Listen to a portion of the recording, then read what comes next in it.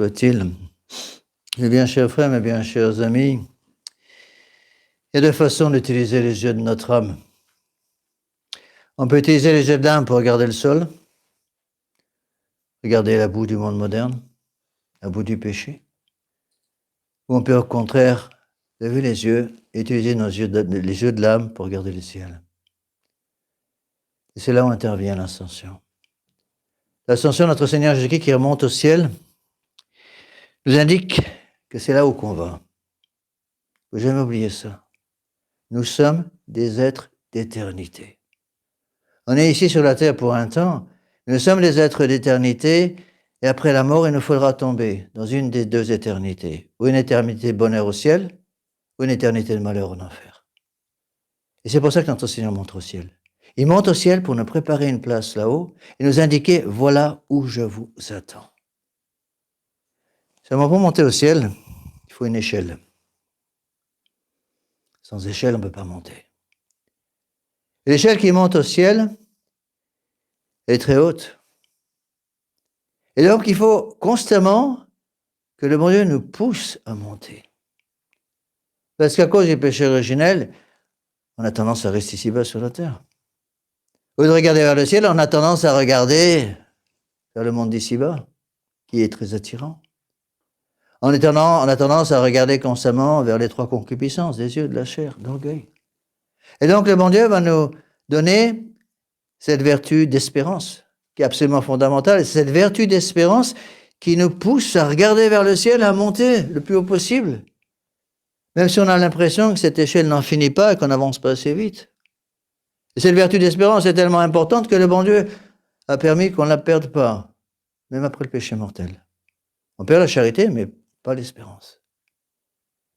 Cependant, n'oubliez pas que si je ne suis pas en état de grâce, il est beaucoup plus difficile pour moi d'utiliser cette espérance. Pourquoi? Parce que l'espérance qui va me rester, elle demeure, c'est certes même sans vertu de charité, cependant elle sera une espérance informe, une espérance faible. Mais quand vous voulez monter sur une échelle, vous avez intérêt à ce que les deux pieds de l'échelle soient fermement fixés sur le sol. Vous essayez de monter sur une échelle très haute, en plaçant votre échelle sur du sable, vous allez vite tomber, parce qu'il n'y a pas de stabilité. Et donc, il faut deux pieds à cette échelle. Et sans ces deux pieds, l'échelle ne pourra pas rester toute droite, donc vous ne pourrez pas monter au ciel. Quels sont les deux pieds de l'échelle? Les deux pieds de l'échelle, l'humilité, l'obéissance. L'humilité et l'obéissance. Et ce sont sur ces deux pieds que le bon Dieu peut faire fonctionner en quelque sorte la vertu d'espérance. Donc il y a trois vertus essentielles là. Pour obéissance et humilité, les deux pieds de l'échelle elle-même et la vertu d'espérance qui nous pousse vers le haut. Le démon le sait, ça. Et qu'est-ce qu'il va faire? Il sait très bien que pour détruire l'espérance c'est fondamental. Pourquoi le démon travaille tant contre la vertu d'espérance? Parce que sans la vertu d'espérance, on va cesser de regarder vers le ciel et on va regarder ici-bas. C'est ce que veut le démon. Qu'est-ce qu'il veut le démon? Que nous soyons tout le temps en train de regarder vers le bas pour oublier que nous sommes des êtres d'éternité appelés au ciel. Alors, qu'est-ce qu'il va faire le démon pour empêcher justement cette vertu d'espérance de nous influencer? Il va enlever les deux pieds de l'échelle. Il va enlever l'orgueil et il va enlever l'humilité et il va enlever la je perds mon rythme, l'obéissance, excusez-moi. L'humilité et l'obéissance. Et comment il fait ça? Quel est le meilleur moyen d'enlever l'humilité et l'obéissance? Par l'orgueil, tout simplement. Dès qu'on amène l'orgueil dans une âme, l'humilité et l'obéissance disparaissent tout de suite. L'humilité et l'obéissance étant absolument, totalement incompatibles avec l'humilité et l'obéissance. Donc l'orgueil, si vous voulez, détruit l'humilité et l'obéissance. Et ça, il faut le savoir. Donc pour protéger cette vertu d'espérance, qui est absolument nécessaire pour aller au ciel, eh bien, je dois faire très attention de mettre l'orgueil dehors pour que l'humilité et l'obéissance puissent être les deux pieds, si vous voulez, de cette échelle qui monte vers le ciel. Rappelez-vous, La grande encyclique de Saint-Pie de condamnation du modernisme en 1907, quand il parle des racines du modernisme, qu'est-ce qu'il dit? L'orgueil. L'orgueil, l'ignorance, l'amour des nouveautés, la curiosité. Et donc, il est absolument fondamental pour nous de nous rappeler ces choses-là. Et qu'est-ce que nous dit notre Seigneur Jésus-Christ du haut du ciel? Il nous rappelle bien sûr que nous sommes des êtres d'éternité, je viens de vous le dire, on est appelés vers le ciel. Et pour cela, il va se rappeler à nous comme créateur. Dieu est créateur. Comme il est créateur, nous sommes des créatures. Et c'est le point capital, c'est ce mot précis que l'esprit de la révolution ne veut pas accepter. La révolution n'acceptera jamais que l'homme est créature. Pourquoi? Parce que si Dieu est créateur, il est celui qui dirige. S'il est créateur, Dieu a un droit strict sur nous. Il a des droits sur nous. Et nous étant créatures, nous avons des devoirs. Alors, qu'est-ce que fait le démon? Il nous fait croire à nous, créatures, que nous avons des droits, les droits de l'homme, à longueur de journée. Pourquoi est-ce que vous croyez que le monde moderne nous parle des droits de l'homme à longueur de journée? C'est pas pour rien. Parce que nous parlant des droits de l'homme, le démon qui pousse ces idées-là va instiller l'orgueil dans l'âme, et l'orgueil étant dans l'âme, évidemment, les deux vertus fondamentales qui soutiennent l'échelle, à savoir la vertu d'humilité et la vertu d'obéissance, vont disparaître. Donc c'est ça qu'il faut absolument nous mettre dans la tête, mes bien chers frères. Et c'est pas facile. Nous n'avons pas de droits de l'homme. Il y a des devoirs de l'homme et des droits de Dieu. Et c'est très, très, très difficile d'arriver à se mettre ces fausses idées, sortir ces fausses idées de l'esprit. Et on voit ça absolument partout. Parce que je suis créature, j'ai donc des devoirs à remplir. Je suis dans une situation de dépendance. Pour ceux qui ont fait avec moi les exercices Saint-Ignace la semaine dernière, rappelez-vous, c'est la première phrase de cet exercice. L'homme a été créé pour louer, honorer, servir Dieu. Je suis créé pour servir. Je ne suis pas créé pour commander. Je ne suis pas créé pour faire ce que je veux de mon intelligence, de ma volonté, de mes passions. Je suis créé pour servir. Ça veut dire servir. Servir en latin, ça veut dire obéir. Donc, je suis créé pour obéir. Et c'est dans la mesure où j'obéis que j'aurai l'humilité et j'aurai donc ces deux fondations de l'échelle qui me permet de monter au paradis. Et donc, si je défends les droits de l'homme, je détruis les fondations, impossible de monter au paradis. Voilà ce que le démon a parfaitement compris, mes bien chers frères. Il y a un deuxième point qui me semble extrêmement important dans l'évangile d'aujourd'hui, l'évangile de Saint Marc. Il y a cette phrase qui est peut-être une des phrases les plus importantes de toute l'Écriture sainte.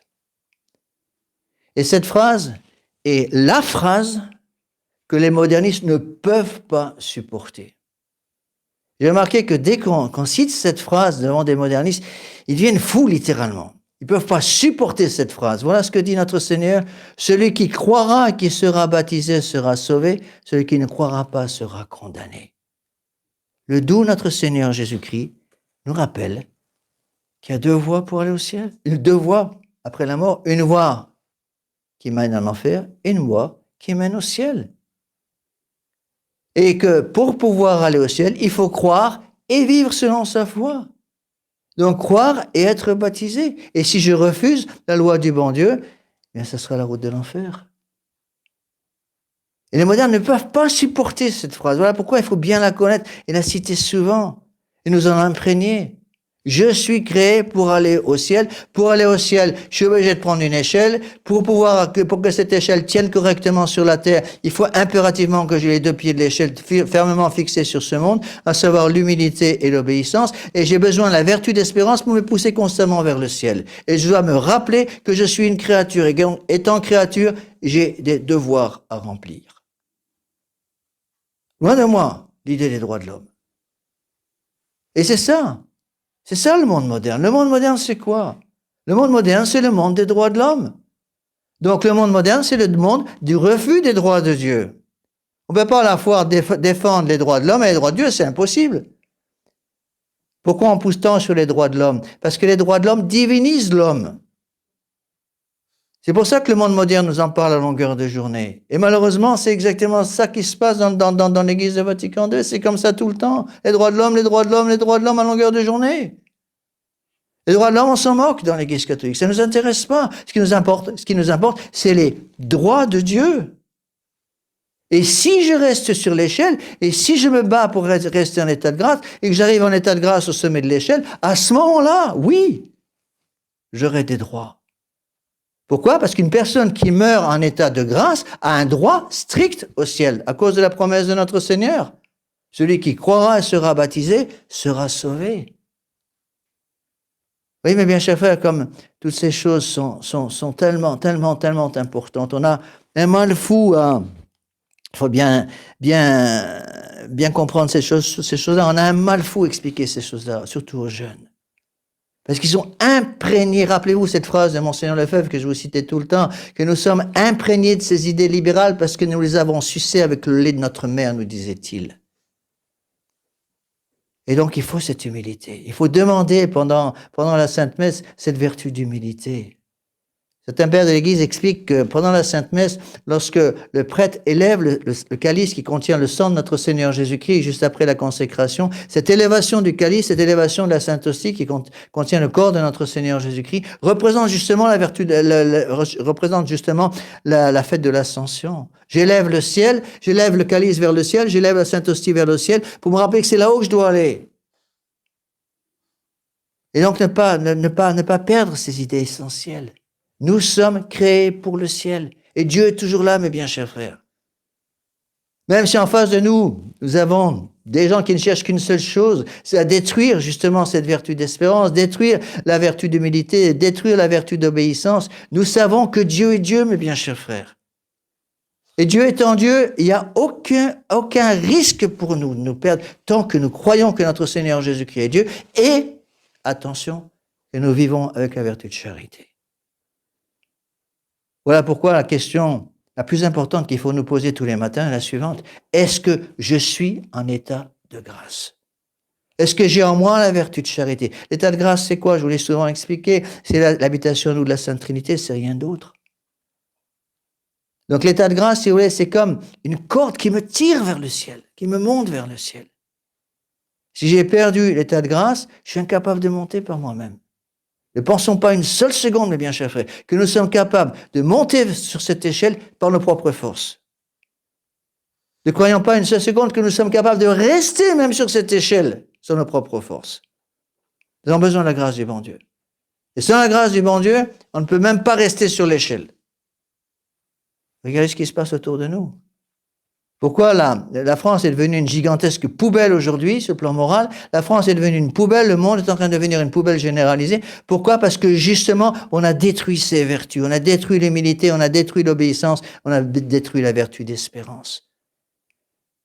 C'est comme quelqu'un, si vous voulez, qui a enlevé l'échelle, plus moyen de monter. Alors supplions la très Sainte Vierge Marie, mes bien chers frères. Supplions la très Sainte Vierge Marie de nous aider à comprendre ces choses-là. Lorsque notre Seigneur Jésus-Christ est monté au ciel, le jour de l'ascension, les apôtres étaient complètement découragés. Alors qu'est-ce qu'il a fait, le bon Dieu? Il est monté au ciel, mais il n'est pas monté tout de suite avec la Sainte Vierge. La Sainte Vierge, elle montera au ciel avec son corps plus tard, au 15 août, fête de l'Assomption. Mais notre Seigneur Jésus-Christ monte au ciel, il a laissé sa mère ici-bas. Et pendant ces 10 jours qui vont maintenant séparer cette fête de l'Ascension, de la fête de la Pentecôte dans 10 jours, donc dimanche dans 10 jours, c'est la fête de la Pentecôte, eh bien la très Sainte Vierge Marie va être là. Et c'est par elle que les apôtres vont recevoir le Saint-Esprit. Notre Seigneur Jésus-Christ leur a promis de leur donner le Paraclet, mais ce Paraclet est donné par Notre-Dame. Voilà aussi une des raisons pour laquelle le monde moderne cherche par tous les moyens à supprimer en nous la dévotion à la très Sainte Vierge Marie. Parce que la très Sainte Vierge Marie, elle est médiatrice de toutes les grâces, y compris le Saint-Esprit.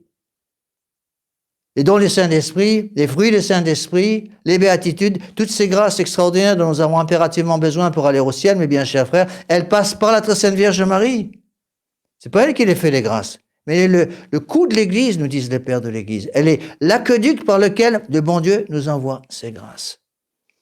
De même que le démon cherche à couper l'échelle, de même il va couper l'aqueduc. Plusieurs moyens pour lui travailler. Il va travailler sur tous ces moyens. C'est de couper l'échelle, d'enlever l'échelle, couper l'aqueduc qui nous amène les grâces. Donc réagissons. Réagissons en pratiquant cette vertu d'humilité, en pratiquant cette vertu d'obéissance. Apprenez, je vous en supplie, apprenez à vos enfants à obéir. Un enfant qui n'a jamais appris à obéir, je vous l'ai souvent dit, un enfant qui n'a jamais appris à obéir sera incapable de commander comme homme, une fois, ou comme adulte, incapable. Si la plupart des adultes aujourd'hui sont devenus des nouilles, c'est parce qu'ils n'ont jamais appris à obéir comme enfants.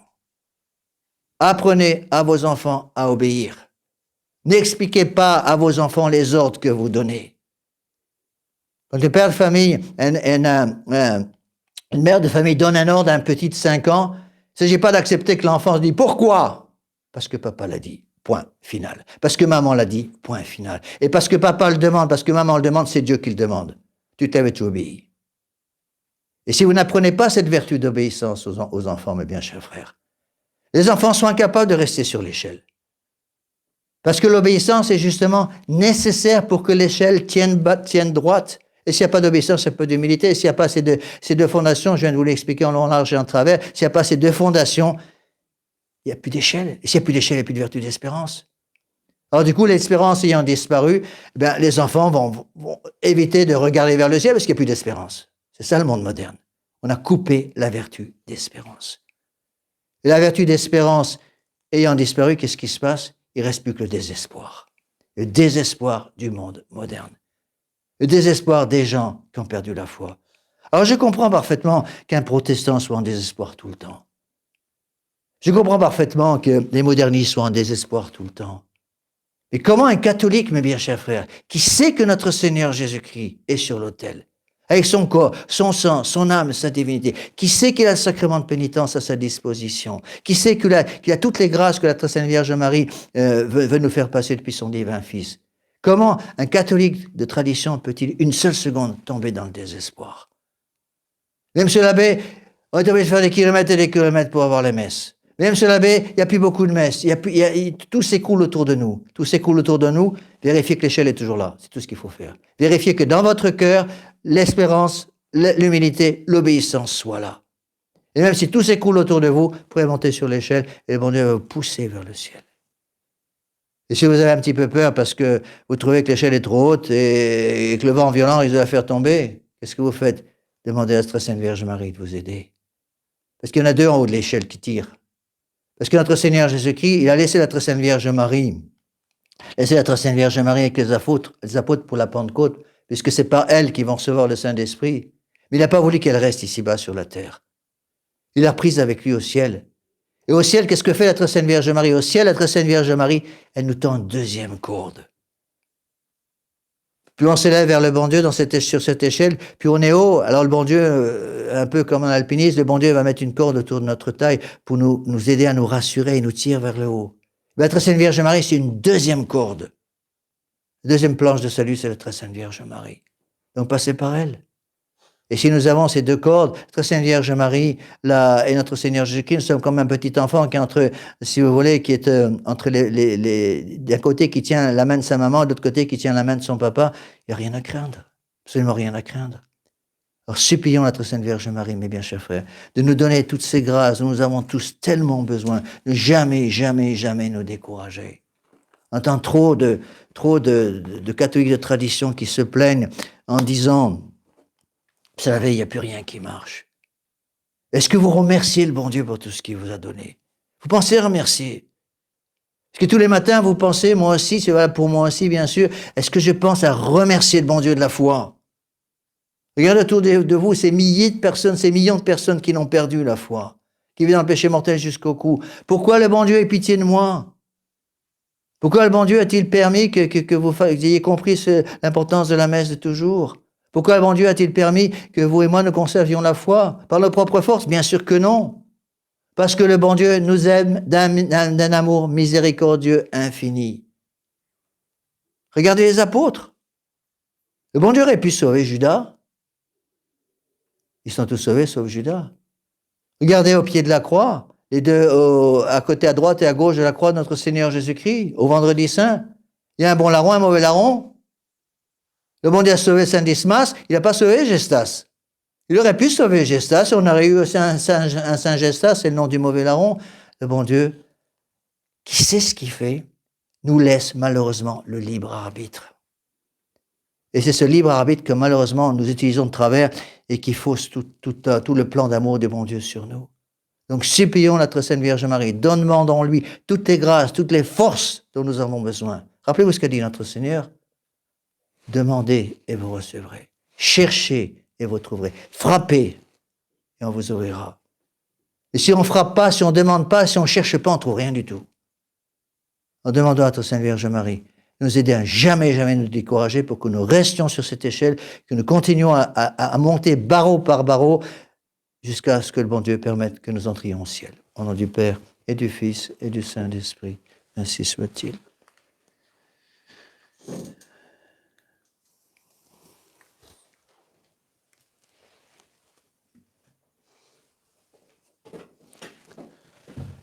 Prenons le credo numéro 3.